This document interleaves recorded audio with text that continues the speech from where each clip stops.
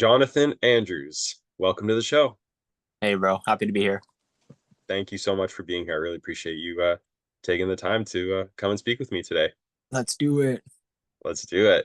So I thought I would start by um, sharing some like some info and just letting our viewers know about like how we know each other. So for everyone listening, Jonathan and I have known each other for almost 7 years now.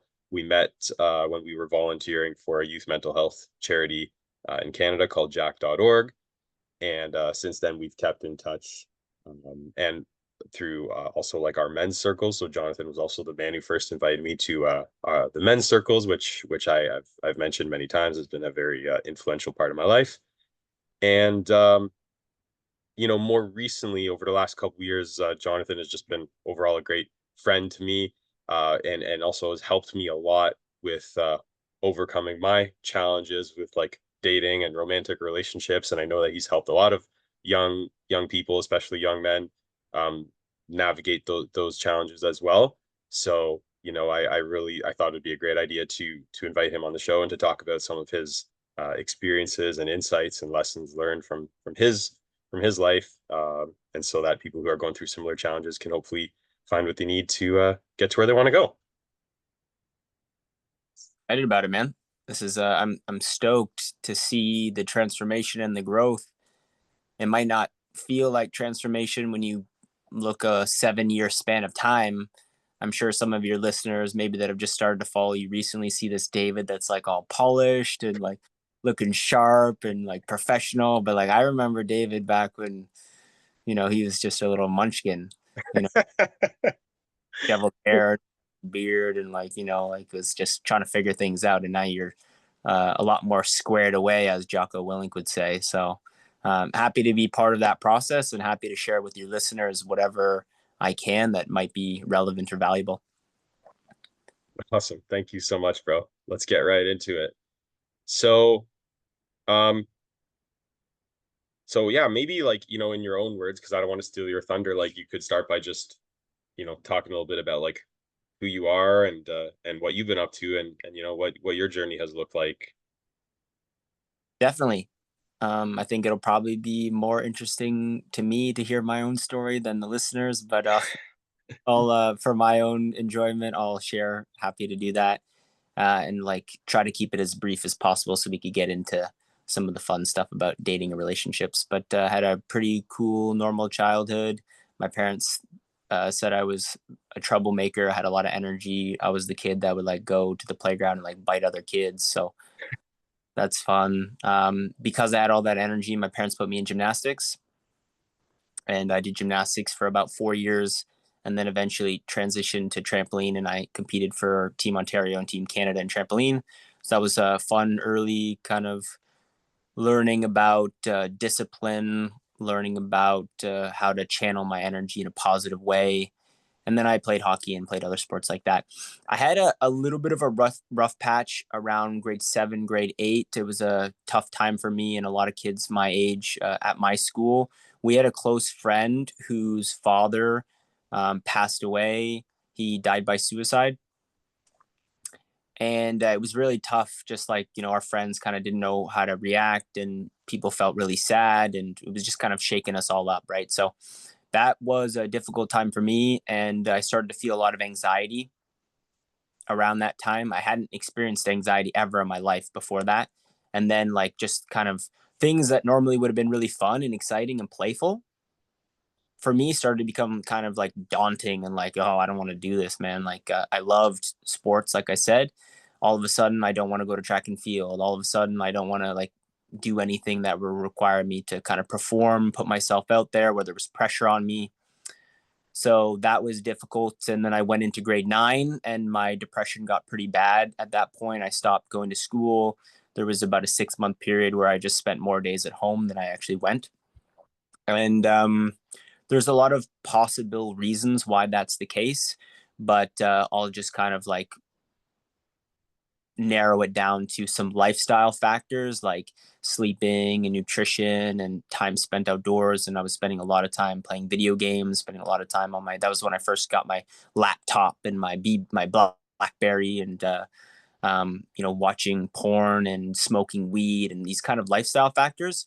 But then it was that kind of compounded situation with this anxiety that I was feeling, trying to get away from that, trying to really push that out and get away from it. And it all caught up to me in that I was feeling very lethargic, depressed. I wasn't going to school. My parents brought me to the hospital to get evaluated psychologically, and I ended up on Prozac taking antidepressants when I was like 15. So that was not fun. Mhm. And yeah, just for the sake of brevity, it took me about 2 or 3 years to kind of get out of that. But it wouldn't have been possible if I didn't have my awesome parents. First of all, super great support system, and then second of all, I had to take responsibility for wanting to get my shit together. I remember my dad showed up every day to try to help me get out of bed, and one day in particular, he kind of had enough, and like he came in my room and tried to get me out of bed, and I was like, no, I'm not going to do that. I'm going to sleep in, and he left, and I was like, yeah, I get to sleep. He like busts down the door like a minute later. He has a big bucket of cold water and he just like dumps it on my head. And that was like a literal wake up call for me because he sat on my bed and he was like, I don't know what you're going through, but I'm here for you, and I'll be by your side, whatever you need. And that really touched me, and it made me want a better experience for myself. So I started getting on a better path. It wasn't easy. It was really hard actually. And I'm sure you can relate, David, the path of going from feeling totally kind of incompetent and incapable in dating to like that journey of feeling confidence, right? That's a long journey for a lot of people, and I know it was for you, and we can get into that. But after that, and like getting back on my feet, like I said, took about 2 3 years. Things were a lot better for me. Um, More recently, unfortunately, I had a couple injuries, and I was diagnosed with a neurological condition when I was 27. So that was just over 3 years ago, about 4 years ago.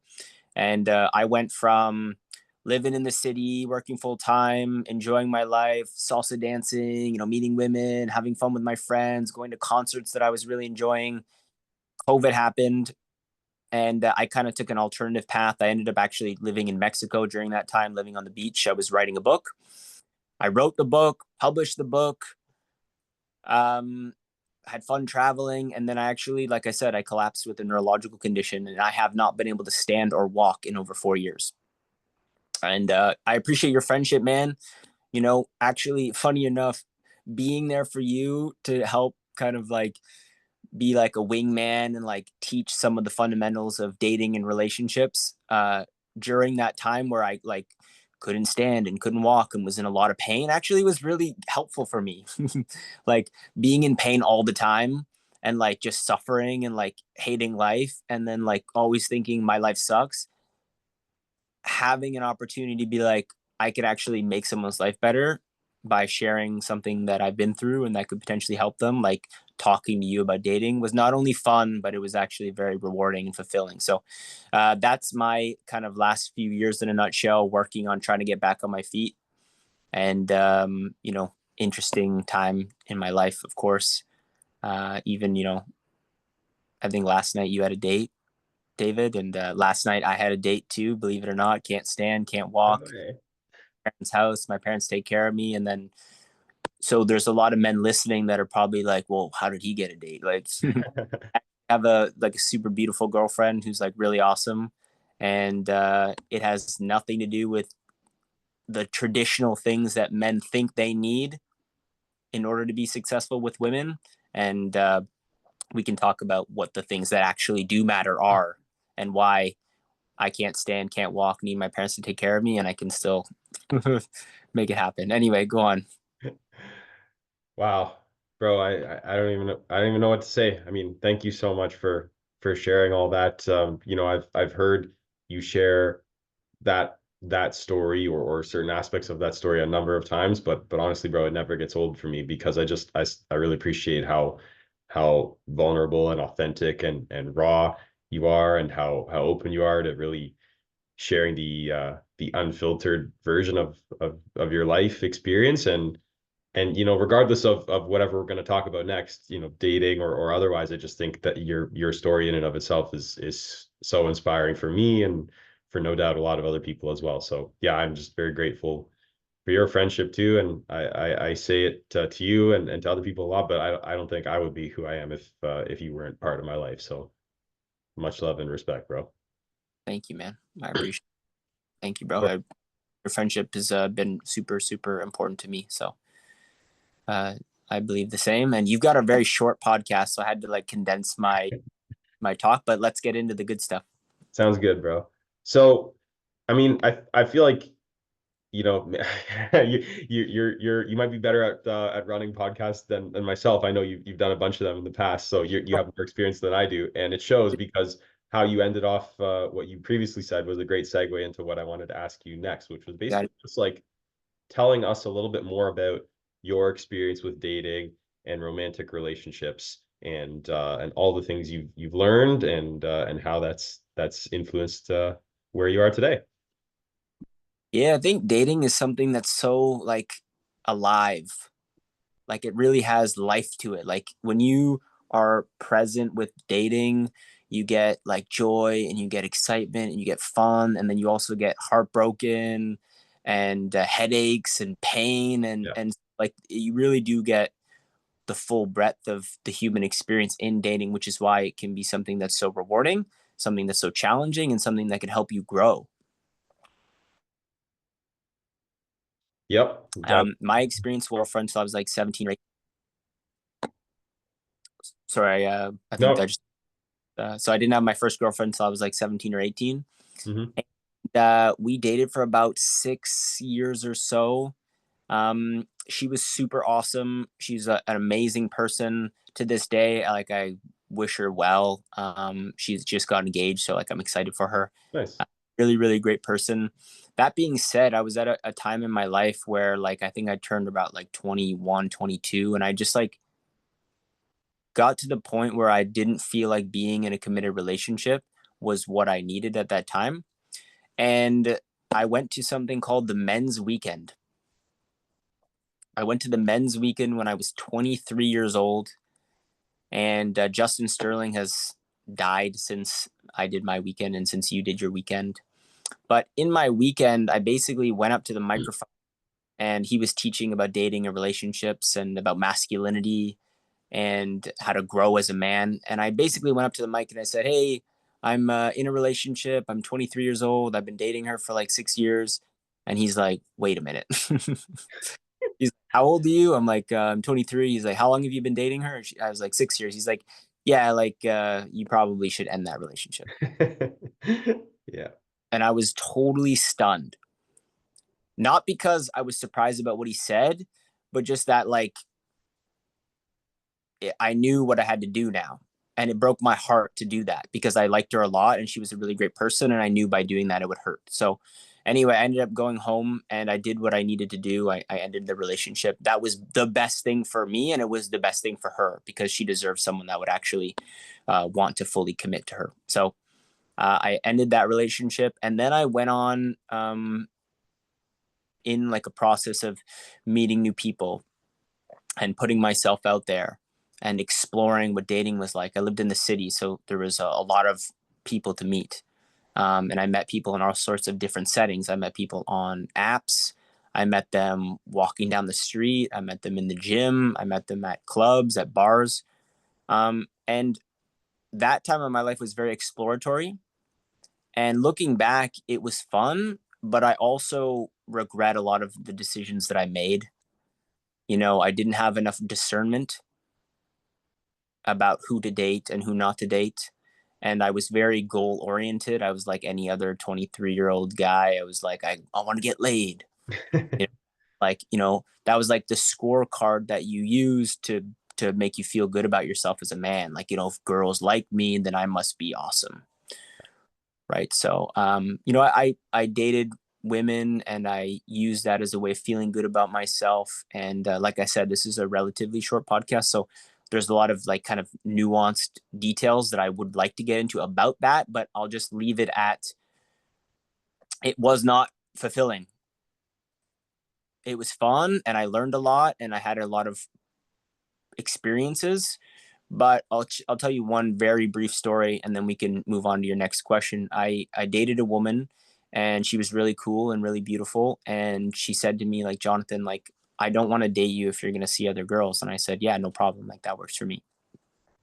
And maybe about 2 weeks later, I went dancing with a different woman, and we slept together, and I felt so shitty about myself. Now, her and I, we weren't in a committed relationship. We'd only been together for like a few weeks, but she made it very clear that her boundary was that she wouldn't see me if I was seeing other girls. And I said yes. So my word, my honor, my integrity, whatever you want to call it, was on the line there. And I broke my word and I disrespected her. And I felt so shitty about myself that I called her and we hung out and I told her what happened. And she broke up with me immediately, which she definitely should have done. That was the right thing to do. But that was like a turning point for me where I was like, holy shit, like there's more to this than just having fun and getting laid. Like these are real.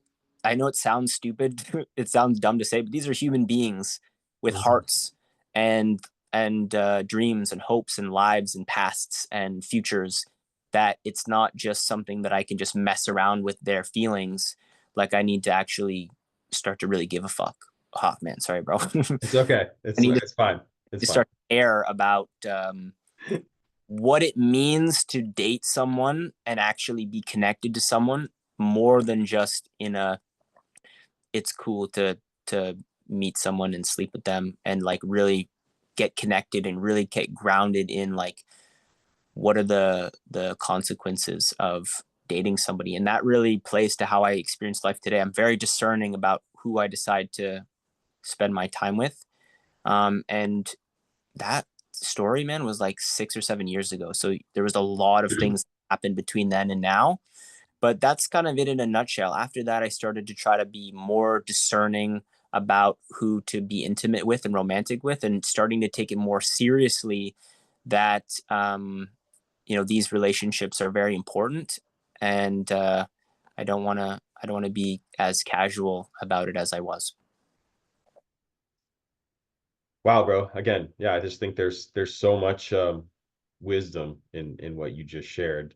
Because I'm sure there are a lot of young people out there, especially young men who are listening to what you just said and can really relate to that point about anything you said, like whether it's having a hard time ending a relationship that you know is not serving you, or not attaching yourself to just like numerical success in dating, and or not, using people, I guess, for your short-term gain, and maintaining a sense of integrity. Like there's so much that you said there that I think is just very insightful, and again is gonna help a lot of people navigate some of these uh these difficult social dynamics, and again, that's a great segue into what I wanted to ask you next, which is, like it's no secret that the modern dating landscape is difficult, and has been challenging for a lot of people, both men and women, in a lot of different ways.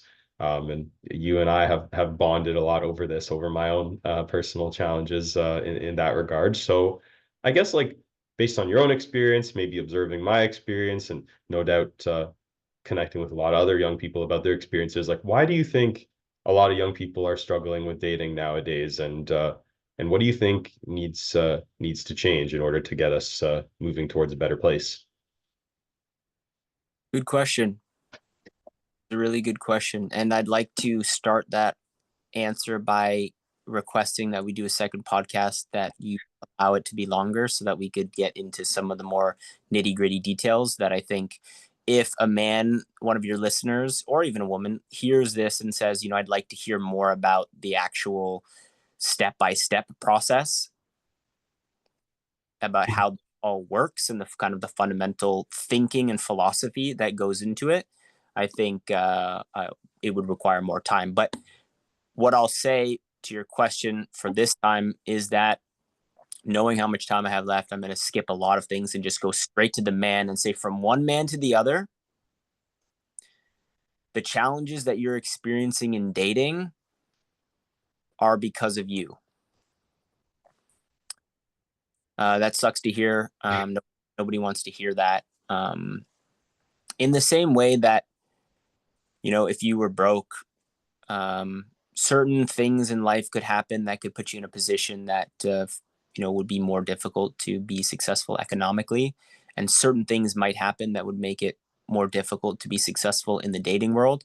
But at the end of the day, like, if you had to, if you had, like, I'm going to ask this, your listeners, if you had to orient yourself, would you rather wait for the world to change, wait for politics to change, wait for the dating scene to change, wait for the seasons to change, wait for something out there to change?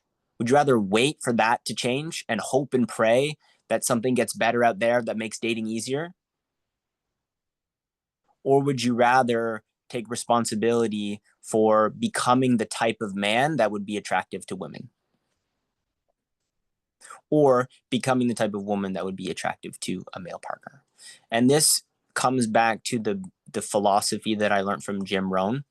Jim Rohn was one of my favorite mentors, and he said he used success because he was a business philosopher, but it works for dating as well. He said, success is not something you pursue. He said, success is something you attract by the person you become. So women isn't something you pursue, it's something that it's something you attract by the man you become. And if I look at David Massara today versus David Massara 5-6 years ago, the type of man that he is, the gravitas that he has as a man, the attraction that he has as a man, the confidence he has as a man, the charm, the charisma is so much better than it was 6 years ago that it's obvious that you would get better results now than you would back then. And nothing in the world needed to change. In fact, you could argue that the world is kind of more messed up. You could argue that the dating scene is more messed up than it was 5-6 years ago. But I don't have enough time to start picking apart why the dating scene is messed up. All I have time to say is that, like, what would you rather, wait for that to change or go internally, change yourself, start working on yourself, start working on your communication skills, start working on your confidence, start working on your ability to get yourself to take action, right? These kind of fundamental elements. That's what I have to say about that. Like, you know, the world is the same for everybody. What's different is your philosophy about life, your attitude, the actions you take, the disciplines you have, the lifestyle that you have. These are the things that shift and shape who you are as a man and shift and shape how a woman will interact with you and the way you'll be perceived by a woman and how attractive you will be to a woman. Now, I'm not saying every woman is going to want to date you, but we take these steps progressively over time to refine ourselves and we will become more attractive. One of the things that Jim taught me is you can't change the destination of your life overnight, but you can change the direction, right? So if you're not getting the results you want in dating right now, you can change the direction so that at some point in the future you'll get better results. Like could there be a better example than the guy who can't sit up to do this podcast? He's got to lay down in bed. He's got to do the podcast. He's got to get his mom and dad to help set up the phone and make sure it's organized properly. When my date came over last night, the woman that I'm seeing, she's super beautiful. She's got a cool job. I love her personality. She has an awesome attitude. We're compatible in so many ways. She loves to make teas and tinctures and potions and loves like Pilates and all this like wellness stuff that I love. And she has to come here to my house, meet my parents, come into my room, come lay down beside me, and then we, chat and enjoy each other's company. I'm not going to get into the details, but like, who better to tell you that like it's possible to be successful in dating by the person you become rather than all the things that you wish it was, like if I just had a better job, or if I just had, if I was just a little taller, if I was just a little bit more handsome, like all these things that we culture conditions us and convinces us that those are the prerequisites necessary to be successful in dating. And you know what? Fair enough. It might help. It can help. It does help. David started exercising more.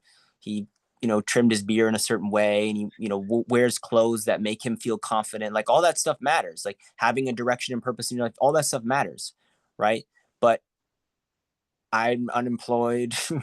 My hair is disheveled. Like, you know what I mean? Like, I don't have a great body. I can't stand. And yet I've got this awesome woman who is attracted to me for who I am as a man. Anyway, I think I'm kind of belaboring the point now, but I hope that a man can see that it is absolutely possible if you go work on the things that actually matter. And what matters is you become the type of person, the type of man that could be successful in dating, even if the dating scene's messed up. Wow. Again, like I'm kind of speechless, bro. Like I think that was a pretty clear like mic drop moment. Um yeah, I I think everything you just shared is going to be difficult to hear for a lot of people, especially a lot of young men, as you mentioned, because it's not it's not comfortable. It's not exactly nice. It's not, as you said, it's not what people want to hear. But we're not here to sugarcoat things, right? We're here to be vulnerable and authentic and real, which is what you always have done so well. And and so I just really appreciate everything you just said, and I think it's going to be really valuable for a lot of men. Um, Can I give one more example? yeah, yeah. Years ago, David came to me and he was struggling with dating, and we were in my pool because sitting in the water was easier for me to keep my head up with my condition. And he basically was complaining about how dating sucks and it's hard, and women, they're, I don't, he doesn't get it, and I basically just called him out. I was like, bro, quit being a bitch, man. Like I said, when was the last time you went on a date? And it was maybe like 6 months prior. And I was like, okay, man, like you can't even talk about how dating's hard because you're not even dating. I was like, the prerequisite to complaining about dating is that you're even doing it. So that was the beginning for him, was a wake up call. Like, I mean, it's not fun to hear that. That sucks to hear, but the reality of the situation is, sometimes the truth hurts, but the truth will set you free. You can set affirmations all day long about how you're ripped and you're abundant and you're wealthy, but like the real affirmation that you might need is that you're broke and you're overweight, and affirming that will help you to actually see the reality of your situation and get you to do something about it. And the cool thing is you don't need to do it alone, because there's people like me and there's people like David and there's people in the men's circle that actually care enough to show up for a man who's struggling in whatever area it is. Maybe it's dating, maybe it's something else. But I'm sorry if that is not the easy pill to swallow, but it's the one that actually puts you in the driver's seat in your life. Yeah, I couldn't agree more with everything you just said, bro. And I'm really glad you shared that example, because it's funny. I think you read my mind. I was going to mention that as well. But yeah, like that was another great example. Like, I mean, the first example was talking about yourself. The second one was talking about me. But like, like I think the common thread there is, yeah, like it's not it goes against the grain in terms of what's being talked about now a lot of the time with what's wrong with dating. And in my case example, like you mentioned this, like yeah, it was not easy for me to hear that. I was like pretty uncomfortable, to say the least, and whatever I responded to you in that moment is probably not something I should repeat on this podcast. But that's because deep down I knew that you were right. And I had to like come to terms with that, and how I was sabotaging myself in all kinds of ways, and ways that I wasn't even aware of. And I was taking myself out of the game and just standing on the sidelines, like you said, not even in the dating game to begin with. So yeah, I think again that's super valuable for a lot of people, again, especially a lot of young men, to hear. Is like, you know, we can talk about how the game is challenging and flawed, but we have to start by actually being in the game, and that is something that all of us can control, as you and I, but especially you are proving now. Yeah, man. And I'll just say one last encouragement to the and or anyone that's listening to this and they kind of feel maybe confused on where to start and kind of feeling maybe a little bit overwhelmed about how am I going to get from where I'm at to where I want to go, and I don't know what your goals are. But I'll just say, like, the first step is like owning the fact that you could take a step and then take it. And usually the first step is to like start connecting with somebody that is more experienced, and that'll help to make the path a little bit more clear for you. And I just want to encourage them, reach out to David or reach out to me. The cool thing about not having like a giant podcast with like millions of listeners is that if someone actually does message us, like, we'll respond. Mhm. We'll Mhm. respond and we'll be there in your corner, as long as you're not a D-bag, obviously. But happy to help where we can. And this was a very brief conversation, and it goes much deeper. But I think we touched on some of the roots that actually matter. Again, couldn't agree more, bro. That is just incredible. I'm so excited to release this episode and see the value that the people who listen to it get from it. So, as you alluded to, this is a short podcast for now. This is only my well, technically third episode, second real episode with a guest. Yay, David. Yeah, so as I get better at this whole podcasting game, I hope to be able to have longer and more in-depth conversations with really awesome and interesting people like you. So we will definitely do a part two episode that's more in depth. But right now, we got to wrap this up. So before we go, I just want to thank you again, and I just want to ask you real quick, what's next for you in terms of what you're working on right now, and where can people go to follow you and see what you're going to be up to in the near future? No problem, dude. This was super fun. A podcast that would be longer would be great. Then I could make fun of you and talk shit about you more. That's your favorite thing to do. Goal to increase the shit talking on this show. But anyway, you can find me, on social media, on Instagram, Jonathan F. Andrews on Instagram. That's an easy place to connect. And then we can move forward from there if someone wanted to, go on WhatsApp or something like that. For me, just, creating safety in my body, expanding my capacity in my body so I can learn to stand again. That would be legit and would be a dream come true for me. I'm working on just like small projects. On Tuesday nights, I host a community where people like are in a co-working space, to get fun projects done.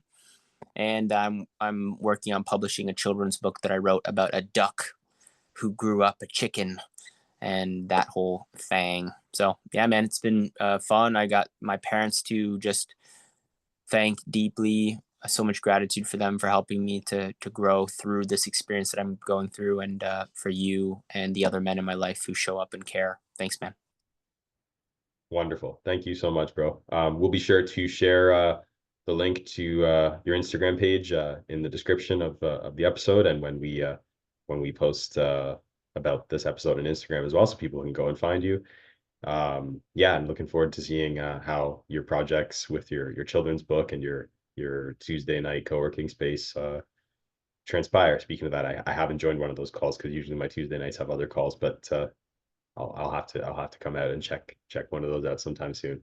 But bro, I can't thank you enough. I'm so grateful for who you are, and just for showing up and being yourself. And I said it before, and I'll say it again. I don't think I would be the man I am today if it wasn't for you. So I'm just incredibly grateful to have an awesome man like you in my life, and I feel like every man needs a man like Jonathan Andrews in his life. So from the bottom of my heart, thank you.